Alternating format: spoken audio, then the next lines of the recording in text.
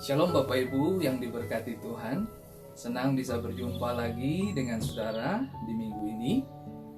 Sangat bersyukur untuk apa yang Tuhan buat dari hari ke hari bagi setiap kita.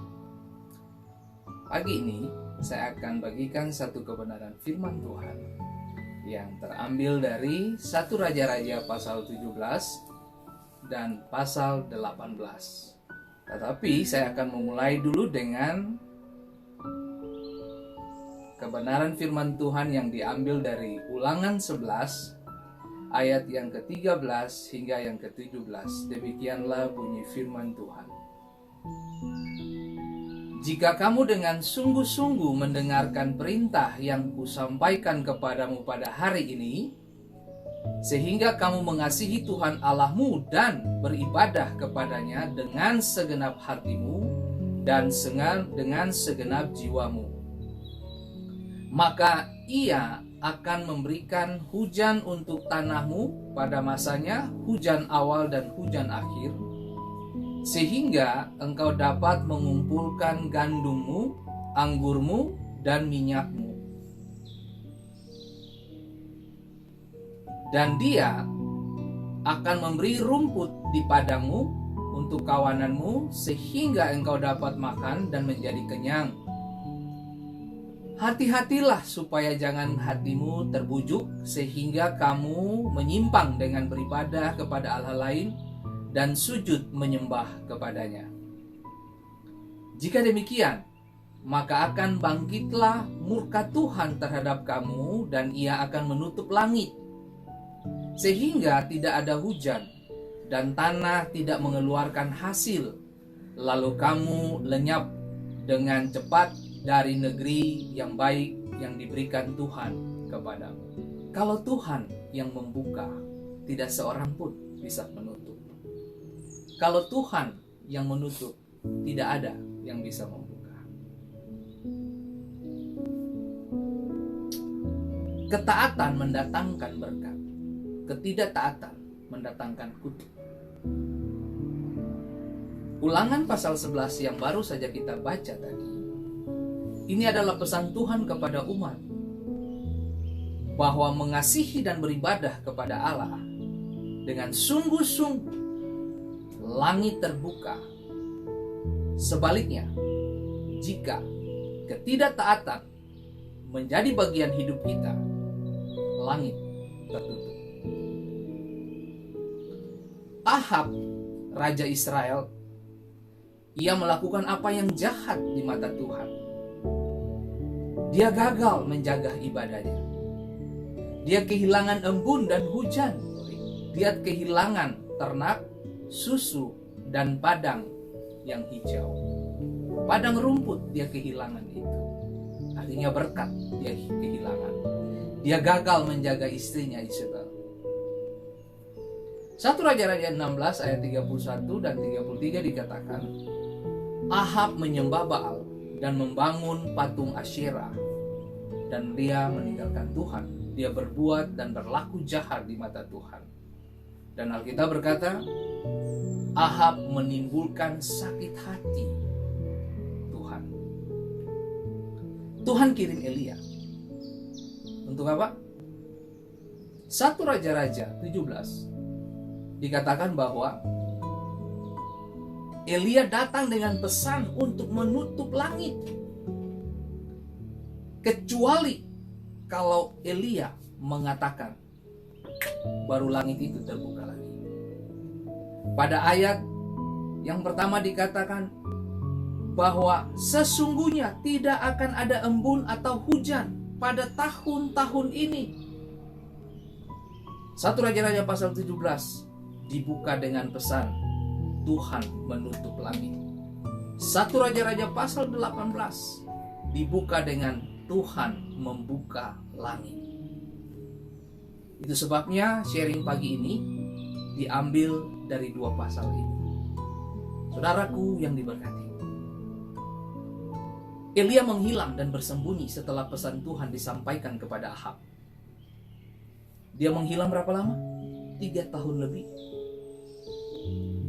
Hujan dibawa bersama dengan Elia.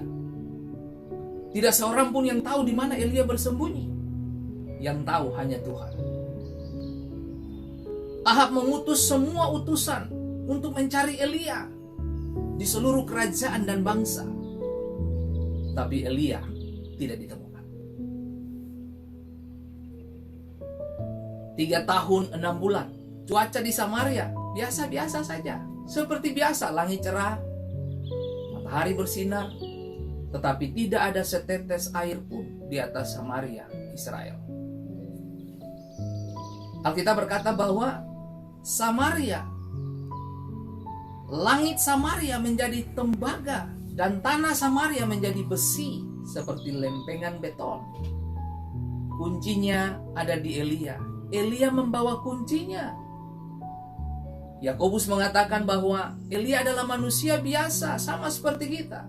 Dan ia telah bersungguh-sungguh berdoa supaya hujan jangan turun, dan hujan pun tidak turun di bumi selama 3 tahun 6 bulan. Ahab duduk di tahta. Dia berkuasa di Israel. Tetapi langit ada di tangan Elia. Apa yang bisa dilakukan oleh Ahab? Tidak ada yang bisa dilakukan oleh Ahab. Ahab marah dan jengkel. Dialah orang yang paling berkuasa di Israel, tapi tidak bisa buat apa-apa terhadap bangsanya. Bahkan Baal dan Asyera yang dia undang masuk ke dalam kerajaannya dia tidak bisa berbuat apa-apa. Baal tidak sanggup mendatangkan air dari langit. Ulangan 11 ayat 16 dikatakan, mengingatkan Ahab, hati-hatilah supaya jangan hatimu terbujuk sehingga kamu menyimpang dengan beribadah kepada Allah lain dan sujud menyembah kepadanya. Ahab membangun penyembahan Baal dan Asyera di bangsanya. Dari mana dia menemukan penyembahan ini? Dari istrinya. Ahab mengundang kematian atas bangsanya. Dia mengundang murka dan malapetaka datang atas bangsanya. Dia sempat menyalahkan Elia bahwa ini karena Elia kekeringan dan kelaparan ini terjadi. Elia menjawab, kesalahanmu karena engkau menyembah Baal dan Asyera yang di bawah oleh istrimu. Saudaraku yang diberkati Tuhan, Ahab kehilangan apa yang disebut dengan berkat langit terbuka. Ini mengingatkan kita kepada Raja Salomo, Bapak Ibu. Dikatakan bahwa demikianlah Salomo mengikuti Asyitoret, dewi orang Sidon, mengikuti Milkom, dewa kejijikan, sembahan orang Amon. Salomo menjadi tua dan dia mengikuti seluruh agenda para wanita dan istri di sekitarnya dia. Saudaraku, dikatakan bahwa ia tidak dengan sepenuh hati berpaut kepada Tuhan Allahnya seperti Daud ayahnya. 1 Raja-Raja pasal 11 dikatakan demikian. Salomo menjauh dari Tuhan. Kita lihat satu contoh lagi, Simson. Bagaimana Delila mengambil apa yang seharusnya Simson jaga itu. Simson jatuh di tangan seorang wanita. Salomo jatuh di tangan wanita juga. Saudaraku yang diberkati Tuhan, pesan untuk semua anak muda dari tempat ini, menikahlah baik-baik. Carilah pasangan hidup, bukan beban hidup. Carilah kehendak Tuhan di balik semua peristiwa-peristiwa ini. Putuskan dengan siapa engkau harus berjalan, sebab itu menentukan masa depanmu dan akhir dari perjalananmu.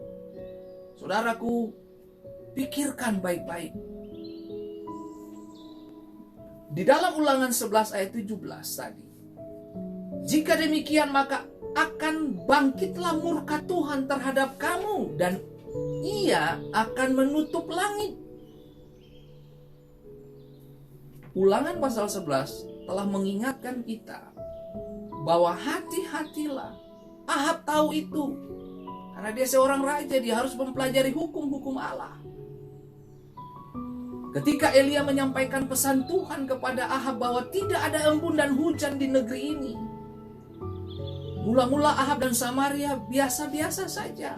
Oh, ada makanan, ada air, padang rumput cukup untuk untuk domba peliharaan mereka, kambing, sapi dan sebagainya ada cukup.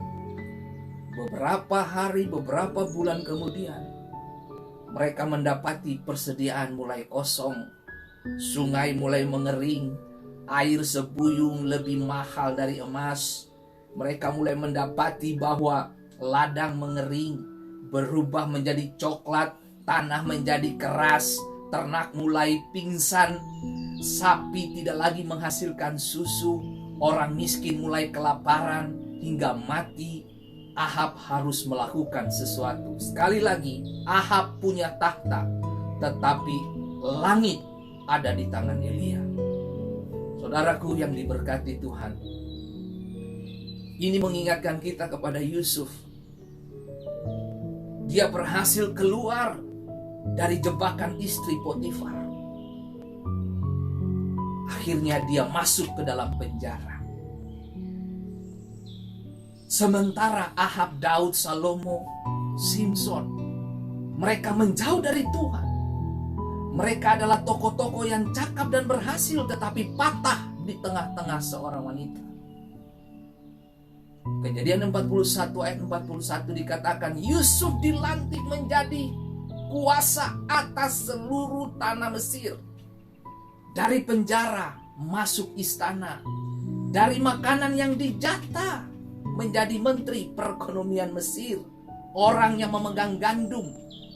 Rakyat mendatangkan Firaun, minta roti. Berikan kami roti, Firaun. Firaun memerintahkan rakyat, pergilah kepada Yusuf. Saudaraku, saya mau beritahu, yang membedakan Yusuf dengan Firaun. Firaun punya tahta, tapi roti dan gandum ada di tangan Yusuf.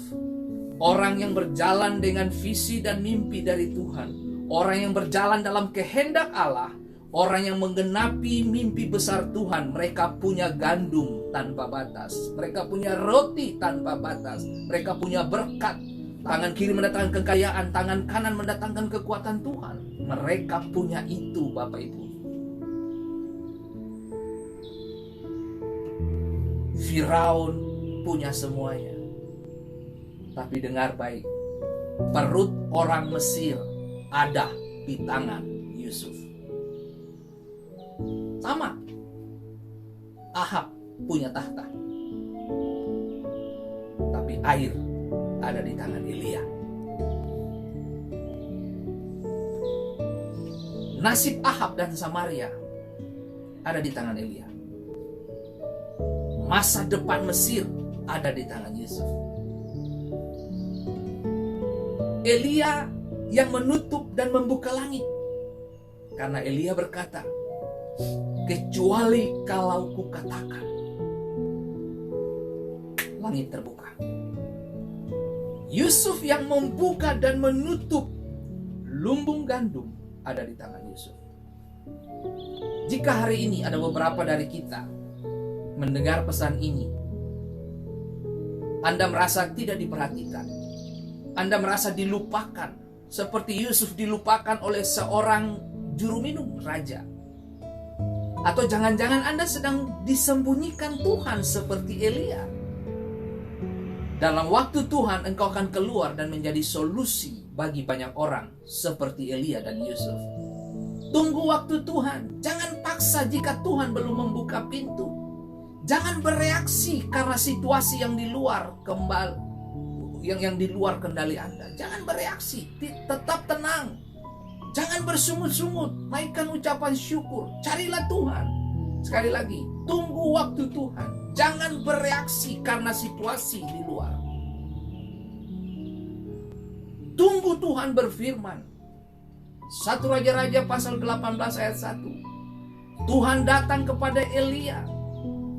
Beritahu kepada Ahab, aku hendak memberi hujan ke atas muka bumi.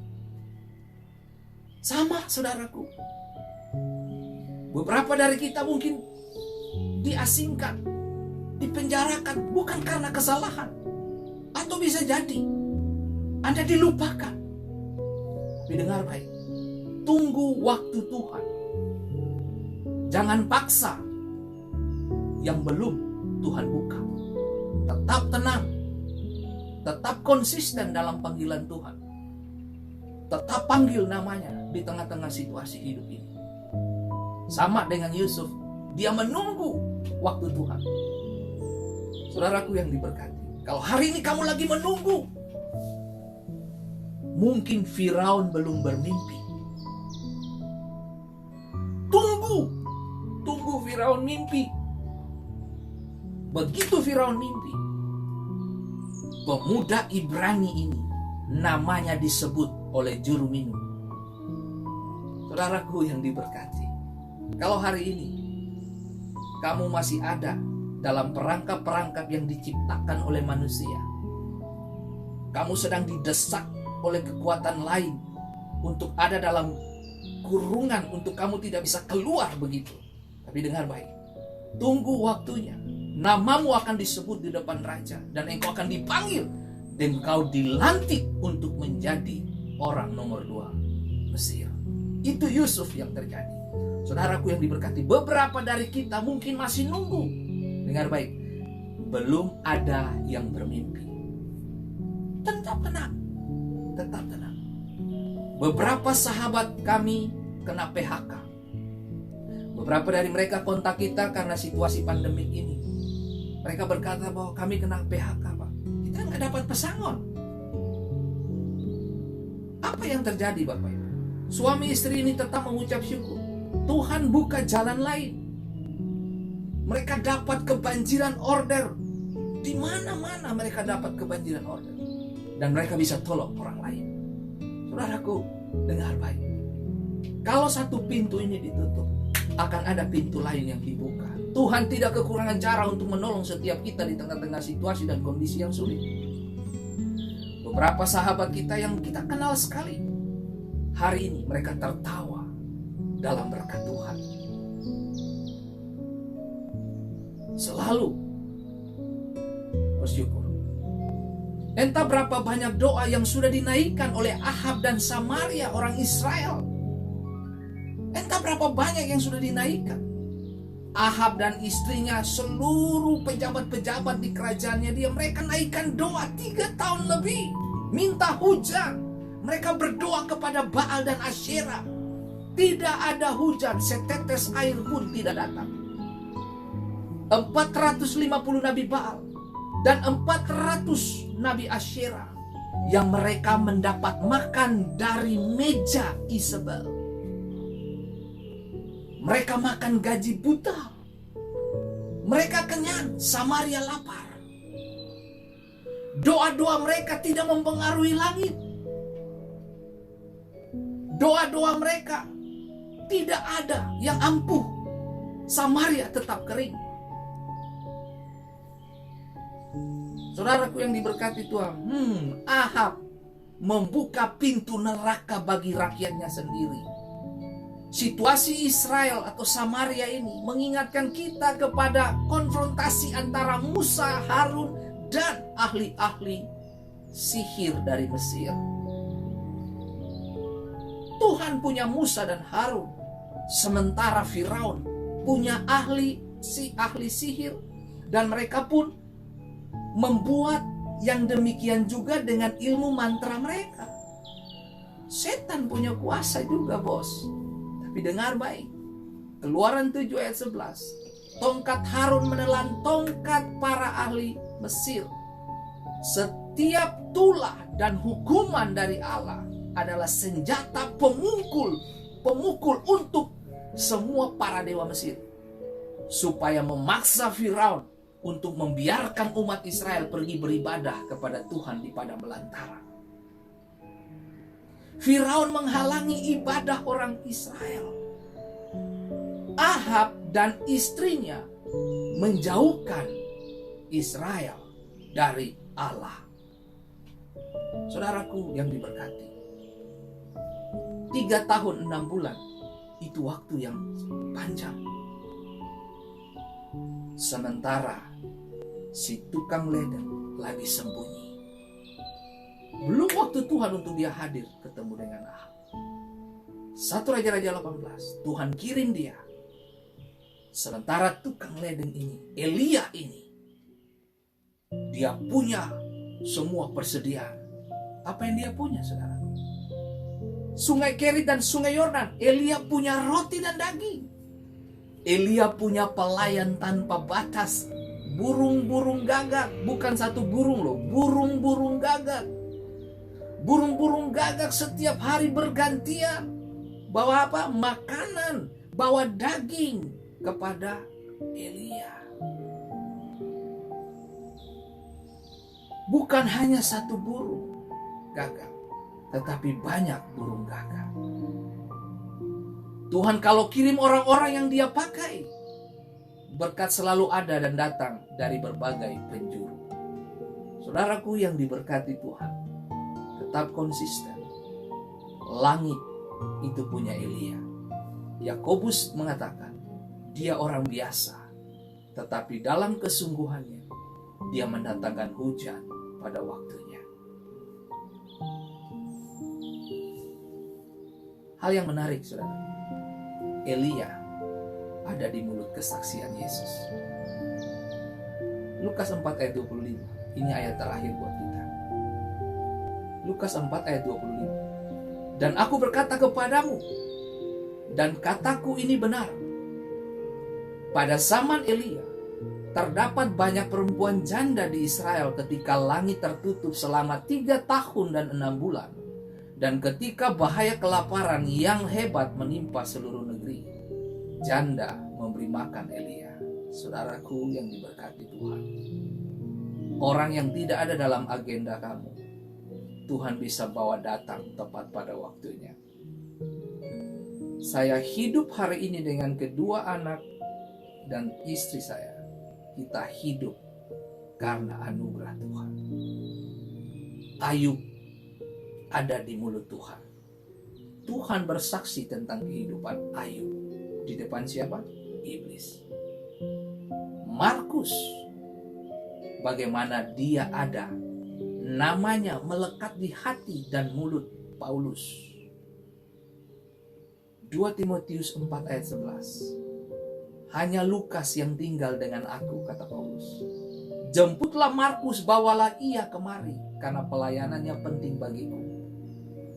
Saudaraku, kalau Anda dan saya hidup di dalam panggilan Tuhan, hidup di dalam agenda Tuhan, Anda penting bagi Tuhan dan Anda penting bagi orang lain. Tuhan memberkati kita dari tempat ini. Dan ingat baik, perkataan saudara adalah kuasa untuk menghadirkan yang namanya embun dan hujan pada musim dan waktunya. Jangan kecut dan tawar hati. Tetap terpaut dengan Tuhan. Ikuti janji-janji Tuhan. Perkenalkan Yesus lewat hidupmu. Tuhan memberkati kita semua. Kepada keluarga besar Rock Dover dimanapun Anda berada, tetaplah dalam janji-janji Tuhan. Kejarlah kehendak Tuhan. Hidupilah kebenaran Allah. Maka engkau akan hidup.